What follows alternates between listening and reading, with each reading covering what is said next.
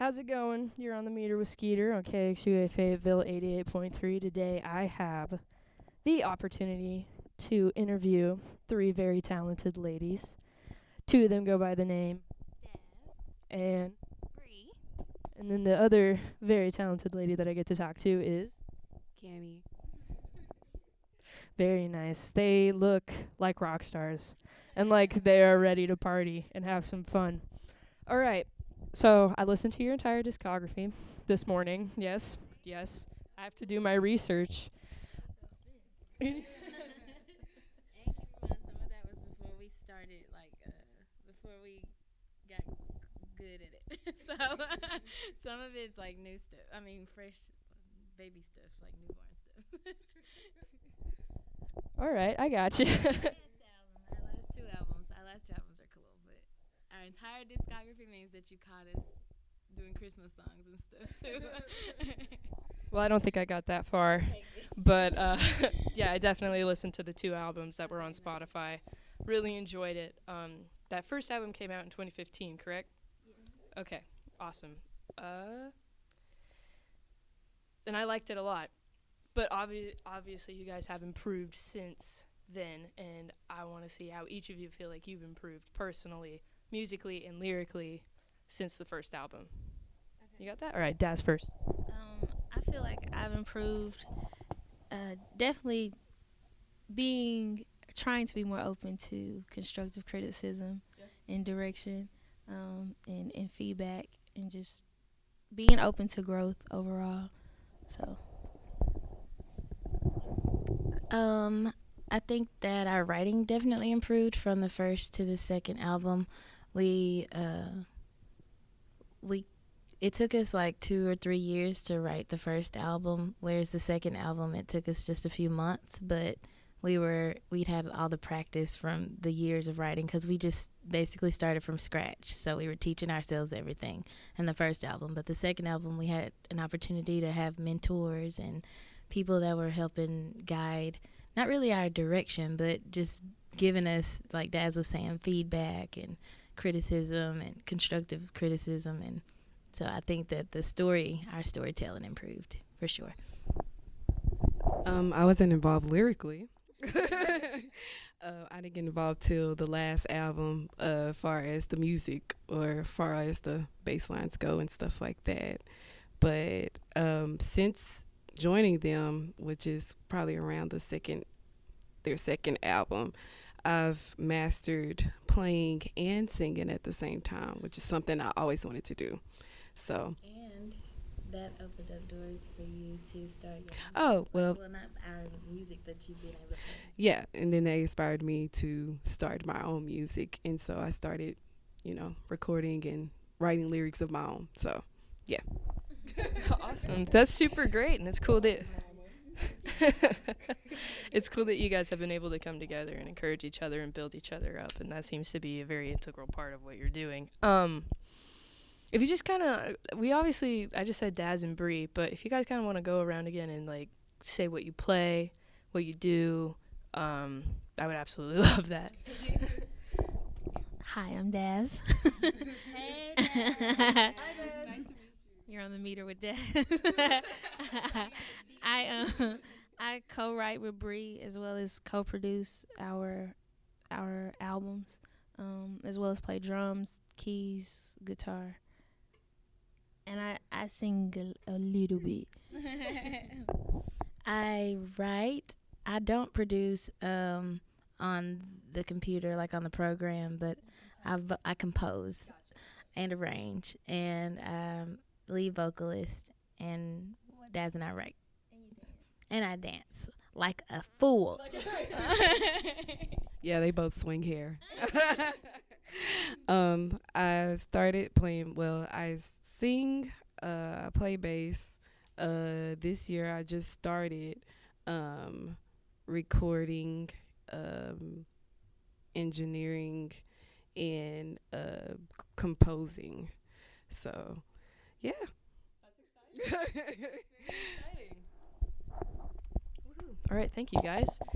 So, on the new album, which I just am in love with, you guys, that's like I was I was so I was astonished. I was like stunned when I listened to it. I was like, how do you guys have not like don't have as many Spotify listeners, you know, cuz this is crazy. Because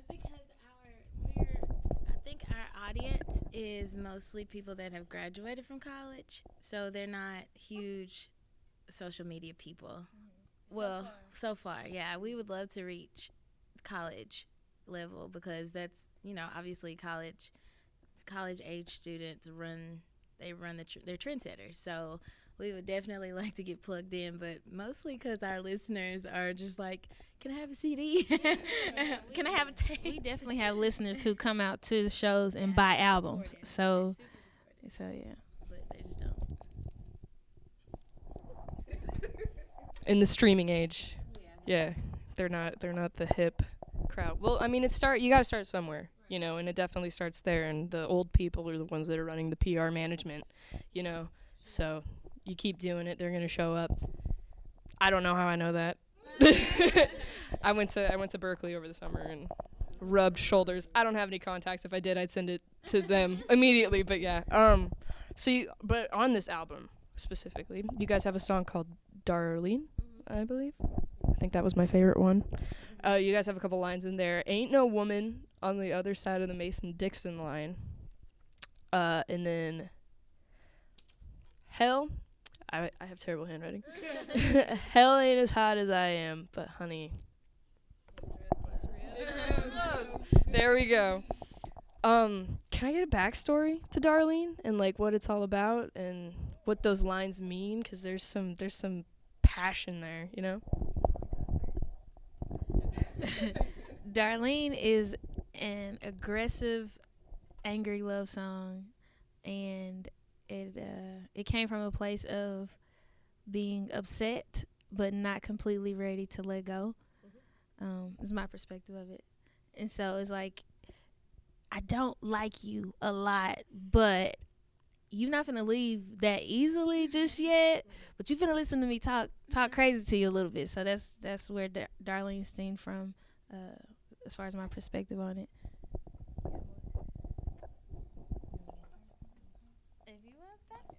Well, what's really cool about our relationship is we don't let arguments and fights tear us apart. It actually brings us together to the studio. So I think, Darlene, we'd actually fought before, like we were into it, but we were like, okay, so we're gonna write angry lyrics, but what if a couple was into it, what would be the thing that the man would like really hate if she did? And it'd be like, she stole his car and she drove across the country in it, and and it's like, so I want you to follow me because I want you to to make sure your car's okay, make sure I'm okay, but I'm gonna, yeah.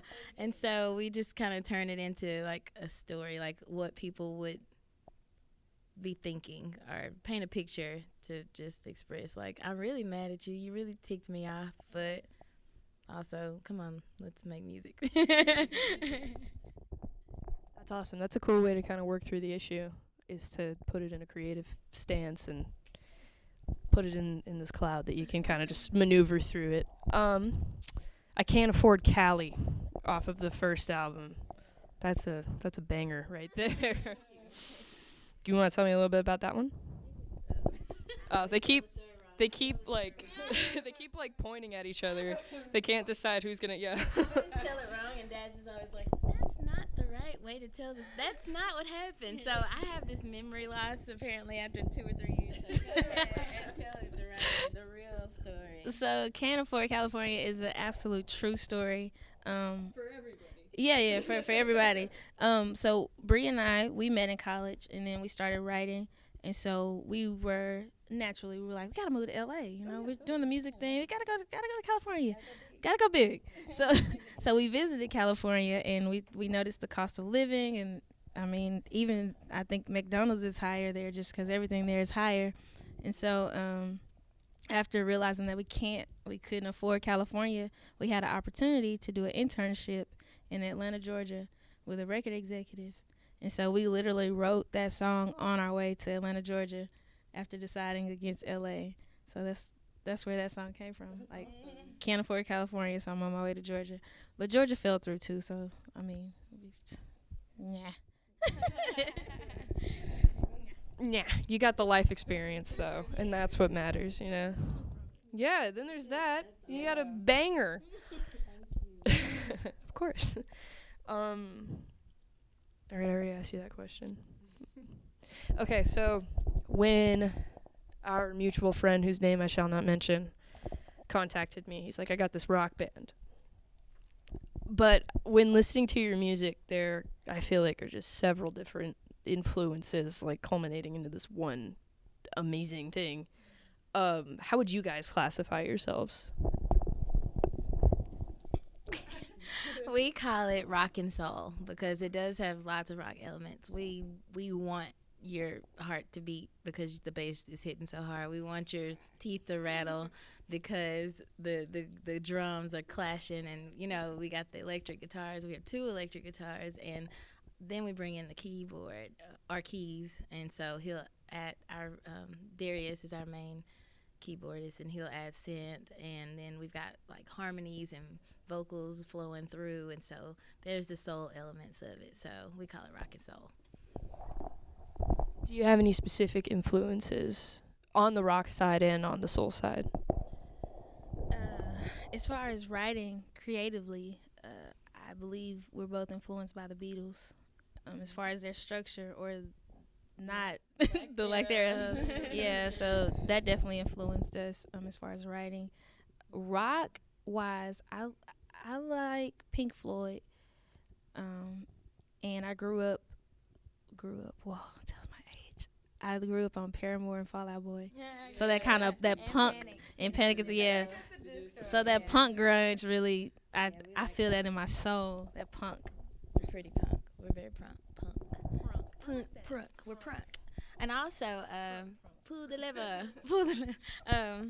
The soul side, Whitney Houston, Tina Turner, Shaka Khan, late great Aretha. Oh yeah. Oh, and also, I love Disney. So I love for the lyrics to swell and flow through the music, and also I love storytelling.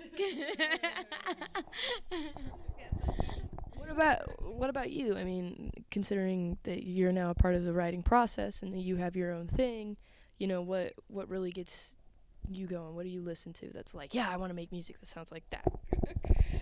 I'm weird. I like I grew up on a lot of music before my time. So everybody who has influenced me are either from the 60s or the 70s or even the 50s. So I don't know. I'm just influenced by so much it makes no sense because I can go sometimes I think Disney because I'm crazy about Little Mermaid or, you know, that kind of stuff. So it's very just wide range of things that I probably couldn't even explain. Yeah. Is there one thing that you could, one thing that you could take away, like something that just kind of stands out in your mind? Not necessarily the one thing, but honestly anything? It's so hard. I like disco a lot. Yeah? Yeah, I'm a huge Bee Gees fan. Yeah, so something that just makes you dance that you can just keep repeating all over the time. That's why I make my songs really short. Like, my songs are like 2 minutes, and people get mad all the time. They're like, why are your songs so short? I'm like, I want you to repeat it. Streams. Yes. It's a pop song. That's how you write a pop song. Make it catchy. And speaking of which, how do you feel about the new Kanye song that just dropped? Which one? I love it. We can't curse on here. You're not a good woman. I love it. I have not listened to it. You're not missing anything. It's catchy, which I think is. I don't know. How many? What's your audience like? How many people are we touching? About 600, 700. Yeah. No comment. No. No comment. We got no comment on the Yeezys, but they love them. We're for women empowerment, and I guess you can be empowered in different ways. So, some people see fully clothed and modest as being empowered. Some people see being able to be naked as being empowered. I don't know if I would use the term, what he called her, as I wouldn't use that to talk to a woman anyway. Yeah. But I'm a woman, and I know what it feels like to be called that. So I don't know how I feel about a man calling me that. You feel like he's trying to use it as an empowering term when in reality it's more of a degrading thing. I don't know if he's using it to empower. I'm not sure. I don't know his motivation for it, but I just wouldn't do it. But I mean, I still love you, Kanye. Love you, Kanye. Shout out to Kanye. hit up Dazz and Brie for the next sample, as long as your song isn't about bad things. Well, good. I don't know why that popped into my head. That was just like, well, That's her spirit. Kanye is your spirit She's animal. been praying for Kanye for like 3 years. She's been like, Kanye's. I got a weird feeling about Kanye. She's like, Kanye. He needs a real friend. I feel like I could be that friend for Kanye. Like I really want. I She think would. so too. She's a great listener. Somebody out there, get me in touch with Kanye. Yes, please. But even before he came out and was saying he was suffering with mental illness at the time, Daz was already on it. She's like, Kanye's not himself. I think Brie, we need to call him. We need to call Kanye. Gotta get to Kanye. We'll try to set that up for you guys. Gosh. He won't respond. I DM'd him 1,000 times. I'm blocked on Twitter. It's ridiculous.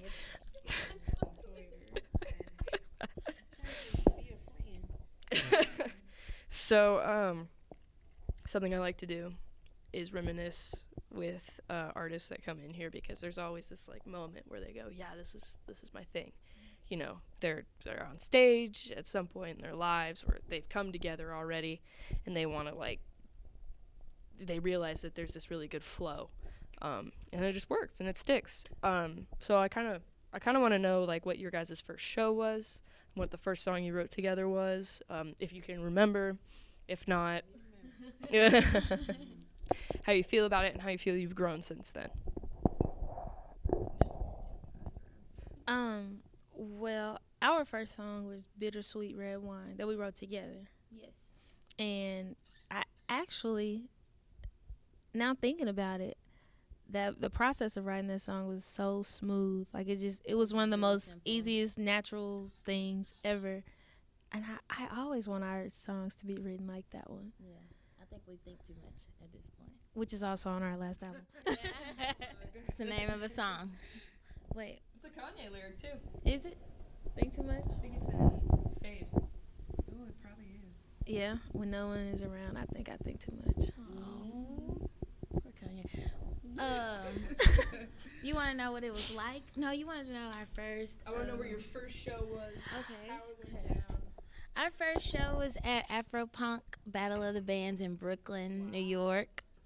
We, Daz and I have been writing for about 2 years, and we've been pushing our songs out, and to shop, because we didn't originally want to be up front. We've been told that we didn't really have the look for, we've glowed up. That's star quality. Yeah, we were told we didn't really have the star quality. So we were just pushing to be writers.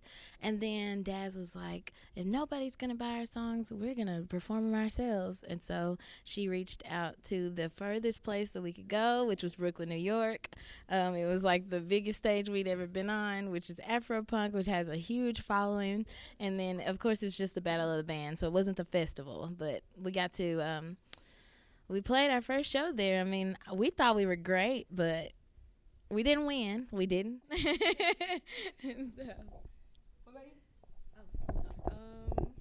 I think my first show with them was, I think it was the Main Street Food Truck Festival, but I really say it's their first album release. And my husband had played with them at the Afropunk in Brooklyn, and and we always said we would never play together. But he met them in college, so. Huh? Yeah, Gavin's like, yeah, I don't think we should play together. We should just support each other. I'm like, oh, okay, that's cool. And then he started playing with them. I'm like, ooh, I would like to play with them, but he probably would never ask me, so okay. And then one day he was just like, I think you would be good with Dazz and Brie. I'm like, yay! So yeah. That's awesome. That's kind of cool. It's a little. Yeah. They say that, you know. We mastered it now.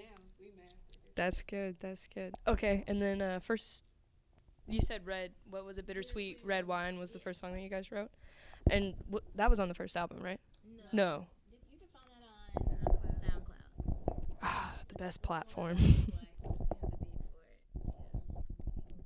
Deep fans, the little nugget. That's a good. I feel like they should start using that for like as a regular term. I like that a lot. They're the nuggets. What are some future plans that you guys have? Okay, hold on. Stuff coming out, or I can cut this part out if it gets too awkward. Stuff coming out, or other shows that you're gonna be doing, not just around Fayetteville. We are actually on tour right now. So, the month of September, we played around Arkansas. So we hit Rogers and Little Rock, Fayetteville, Hot Springs, El Dorado. And so next month for the tour, we'll be going to Dallas, Houston, Austin, Jackson, Boston, New York. Yeah, so we're currently on tour. So anybody out there listening, send your family and friends to a show. Do you guys know where you're going to be playing in Boston? We don't actually. We don't, because it's one of those secret shows. Okay. Under a big, huge international platform, and we're not allowed to say the name of that platform because when they announce the shows, it's like a surprise when people come. You know what we're talking about? Yeah, I know what you're talking about. We're gonna talk after this interview. All right. I need some deeper info. But are you guys excited for that? Yes, of course. Feel like there's some good opportunities coming your way? Get little butterflies in your tummy? All that good stuff. All right. Well, we are almost done. I got a couple more questions and then a bit of a game. If you could bring back one artist that has recently passed or somebody that passed before you started listening to them, who would it be? Ooh, that's tough. I'd say Minnie Riperton. Yeah. I would bring back Whitney circa Bodyguard. Circa. John Lennon. Oh, yeah. He's got some stories to tell. So, He didn't finish telling all his stories. yeah, he had some thoughts that he needed to work through, kind of like Kanye. I think he'll be okay. Actually, I changed mine. Amy Winehouse. Yeah. Too soon. Way too soon. So I took voice lessons at one point because I wanted to play, and I don't know what I'm doing now. But yeah, thank you. And my voice coach lived like 2 blocks from Lennon and heard the gunshot when he got shot. Yeah. And her like apartment neighbor called her and was like, "Did you hear that?" And she's like, "Turn on the news." And then it turned out that like what had happened was John Lennon got shot. It was pretty wild, yeah. It's weird. She's got a weird look in her eye. I don't know if it's from the John Lennon thing or if it's just her, but all right, let's play a game.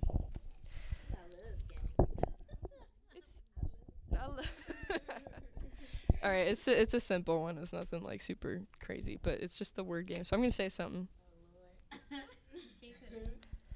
No cursing. Yeah. Okay, I'm gonna give you options. How about that?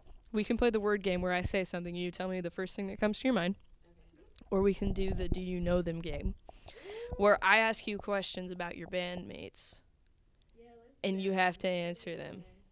That'll be embarrassing because, oh, Lord. Okay, let's try it. Are you ready?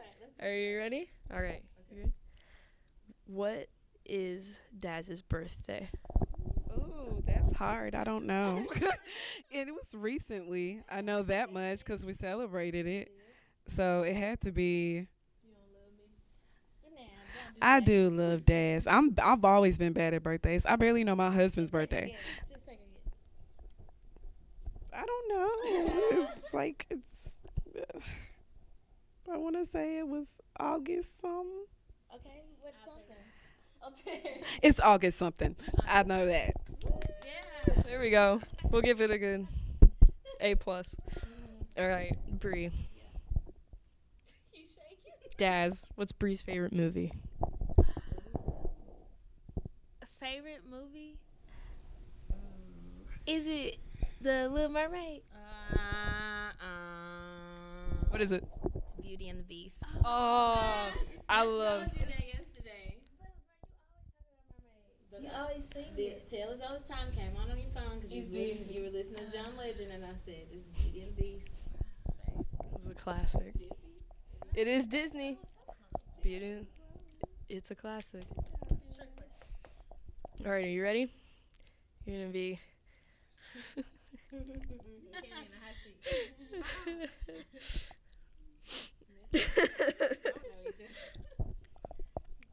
What's your favorite TV show? Yeah, Cammy, sorry. Yeah, Cammy's favorite TV show. You don't answer. Brie. I didn't even know Cammy had time to watch TV. Do you watch TV? Do I need to answer ask another question? I watch Netflix. You watch Netflix? All right. What's Ever talk about this, Cammy? I'm sorry. What's her favorite binge on Netflix? What's Cammy's favorite binge on Netflix? Cammy seems like a. What is? Cammy likes Orange is the New Black. That was one of mine. Yay! Brie wins. You know me better than that. What's your favorite Orange is the New Black character? Oh. I like all of them. I like Tasty. They all got their own story, you know? Yeah. I like Tasty. Give me 2 seconds. This thing just got weird. It got funky on me. All right, I think we're good. Okay, well, it looks like our time is up. Oh yeah, I know. She did not catch it. No, Blues Clues is no. I was a diehard Blues Clues fan. It's buried deep in the memory with Steve Irwin, where you try to not get too nostalgic, you know. You're okay. Why'd you guys bring that back up? No, you're good. Steve. Daz is blue and I'm magenta. Aww, that's so cute. Except for I have blue lips and she's Oh, got yeah. magenta. You're blue, I'm magenta. I'm You're Steve. Pepper. I don't want to be Pepper.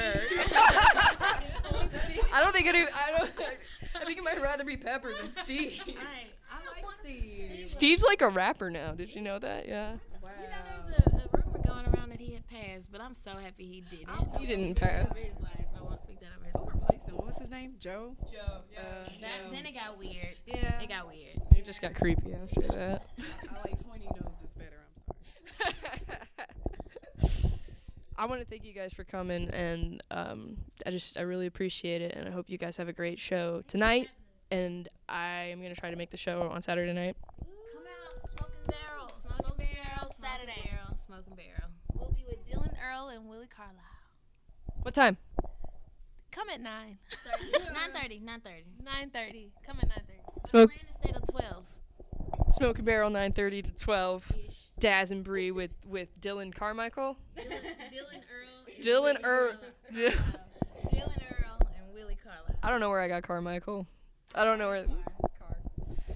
Again, Dazz and Brie, it's been great. And thank you for tagging along with them, Cammy. I can't talk. It's been a Tongue day. twist. It's a tongue twist. Tagging along with them. Thanks for Tammy. I'm going to change my name to Tammy. It's a good stage name. I give it a 10 out of 10. All right.